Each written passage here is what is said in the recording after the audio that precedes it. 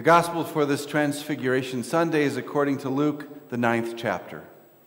Glory to you, O Lord. Now about 8 days after these sayings, Jesus took with him Peter and John and James and went up on the mountain to pray. And while he was praying, the appearance of his face changed and his clothes became dazzling white. Suddenly they saw two men, Moses and Elijah, talking to him. They appeared in glory and were speaking of his departure, which he was about to accomplish in Jerusalem. Now Peter and his companions were weighed down with sleep, but since they had stayed awake, they saw his glory and the two men who stood with him. Just as they were leaving, Peter said to Jesus, "Master, it is good for us to be here. Let us make 3 dwellings, one for you, one for Moses, and one for Elijah," not knowing what he had said. While he was saying this, a cloud came and overshadowed them, and they were terrified as they entered the cloud. Then from the cloud came a voice that said, "This is my son, my chosen. Listen to him."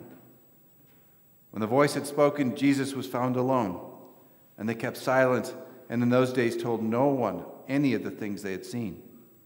On the next day, when they had come down from the mountain, a great crowd met them. Just when a man from the crowd shouted, "Teacher, I beg you to look at my son. He is my only child." Suddenly a spirit seized him, and all at once he shrieks. It convulses him until he foams at the mouth. It mauls him and will scarcely leave him. I begged your disciples to cast it out, but they could not. Jesus answered, "You faithless and perverse generation, how much longer must I be with you and bear with you? Bring your son here." While he was coming, the demon dashed him to the ground in convulsions. But Jesus rebuked the unclean spirit, healed the boy, and gave him back to his father. And all were astounded at the greatness of God. The gospel of our Lord. Praise to you, O Christ.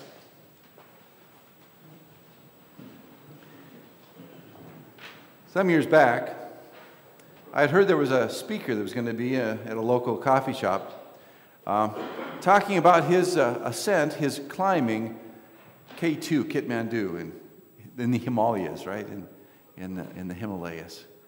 So I went to hear Greg Mortensen. Now, Greg Mortensen, yes, he's become infamous because of what he wrote in his book, and it wasn't there, but what was in the book and what he did experience was really fascinating. He talked about getting ready and the personal sacrifices and his personal life and all of that led up, and how he had to train to get into that mountain climbing mode, and all the stuff he had to take along, and the number of Sherpa guides he'd need, and all of that, and how long it would take to get up to the ascent, and all of this. I mean, the amount of oxygen they'd have to. It was all figured out. It was quite fascinating. And I'd never wanted to climb mountains, but I thought if he wanted to do it, great, But it was interesting to hear him talk on and on about the preparations for all of this. And one of the crowd during the question and answer period asked him, "So what was the fear factor in getting ready?"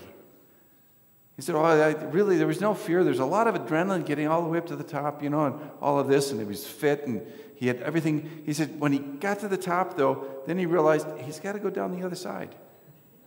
And it was scarier coming down, he said.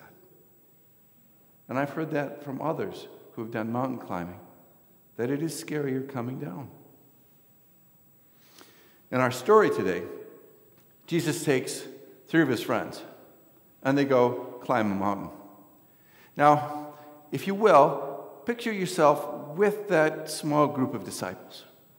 Okay, you're going to leave Jerusalem, and you're going to walk the 11 miles to Mount Tabor. Okay, that's a pretty good walk, right? And then even though Mount Tabor is described as being a pimple on the desert, it's just the desert there is flat, but then there's this mound, and it's about 1,700 feet high. You've walked 11 miles. Now you're going to go up this mountainside. During the Crusades, the Crusaders put steps in there, and they put 4,300 steps. So that's how many steps it is up to the summit, up to the mount. So you walked this now, right? How are you feeling? Yeah. My legs are hurting, right? I'm kind of, maybe not quite getting elevation sickness. I mean, it's only about 2,000 feet above sea level at this point. But still, you're tired. What do you want to do? You want to sleep. Although the vista's got to be beautiful, right? And just being up off the desert floor means it's cooler up here. And you look around and you can see Jerusalem in the distance. You can see all sorts, the whole panorama. It's got to be beautiful, but you're still tired. But then something happens. A cloud comes in. And Jesus, this friend of yours, this one you've been traveling with, all of a sudden, he changes right in front of you. He becomes whiter than snow and bright. This bright light comes up. And suddenly you realize you're having a mountaintop experience. There aren't many of us have true mountaintop experiences, are there? 23 years ago, Steve and Sandy weren't anywhere near the mountaintop. In fact, they were at the base. They were below the base. Their 4-year-old daughter has just died of a brain aneurysm.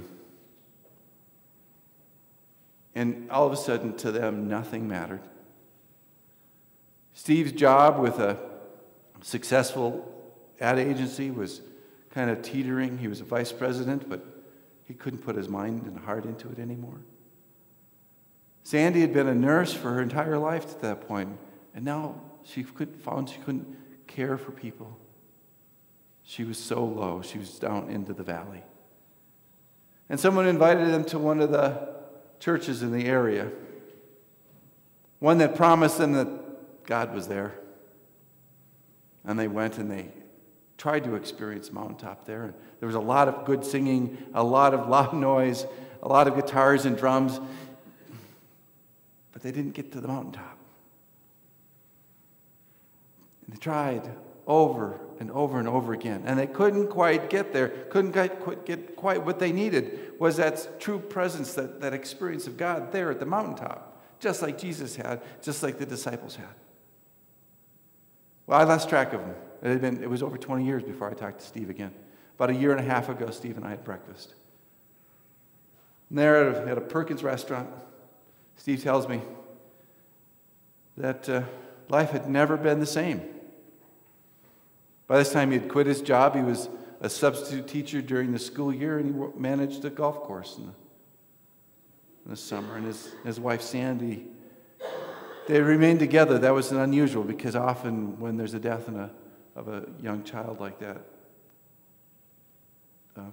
relationships are destroyed. They stayed together, but they had drifted apart.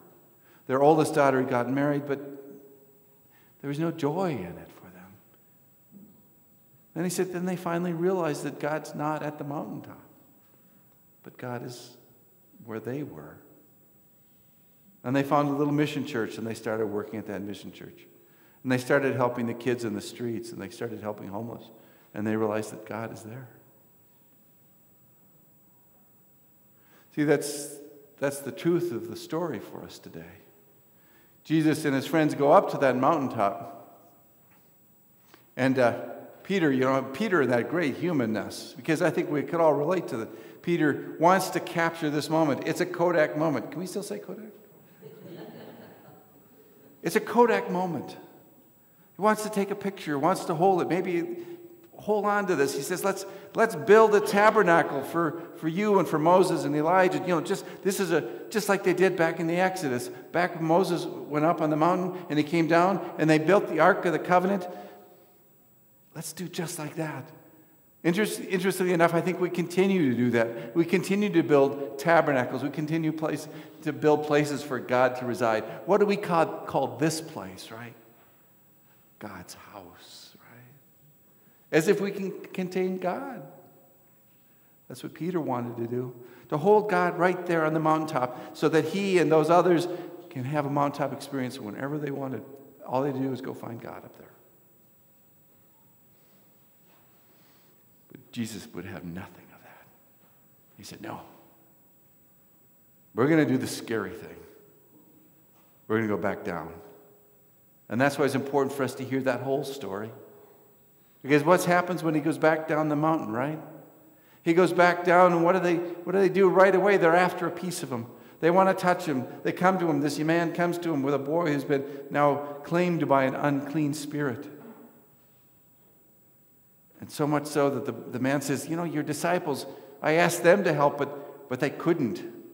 And I think that really sharp comment in the text where Jesus says, you wicked and perverse generation, I think he's looking at the disciples. Those who'd been on the mountaintop, those who had seen what God had done up there. That's who Jesus was talking to. Because Jesus immediately turns, and what does he do? He takes care of this little one, this one who is helpless and alone. It is scarier going down the mountainside. It's scarier going down into where God is. Have any of you worked at the Gospel Mission here? Anybody been to the soup kitchen? Anybody been to a shelter? Dealt with the people of Mission of the Messiah, right? Some of those people are far from the mountaintop, right? Some of those folks wouldn't know where the mountaintop was.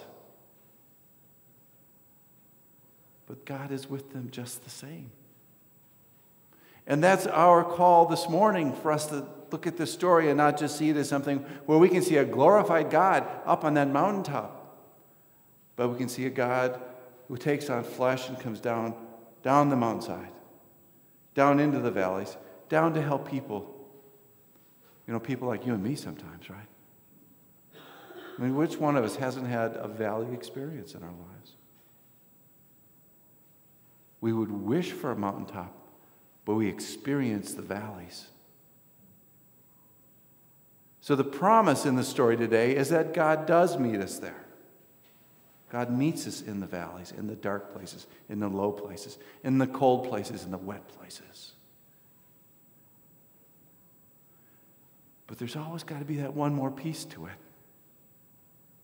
Unless we want to be identified as that wicked and perverse generation, right?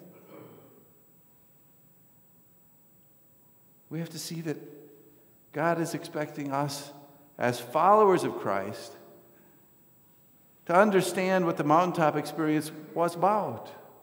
That when God said, this is my son, the chosen one, listen to him.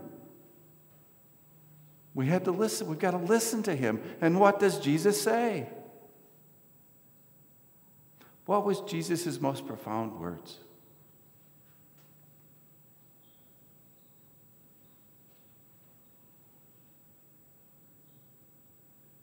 They came to him and they asked him, which are the greatest of the commandments? You've heard me say this many times, and I'll keep saying it, and I'll keep saying it. Jesus turned to them and said, you should love the Lord your God with all your heart and all your soul. And the second is like the first, that you should love your neighbor as you love yourself. So that means that when that person is in the valley, when our neighbor is in the valley, we don't go looking at mountaintops, right? But we find him. We find our neighbor where they need Jesus. And that's where we're to be. Not in God's house, but dispersed with God's people. And let the people say.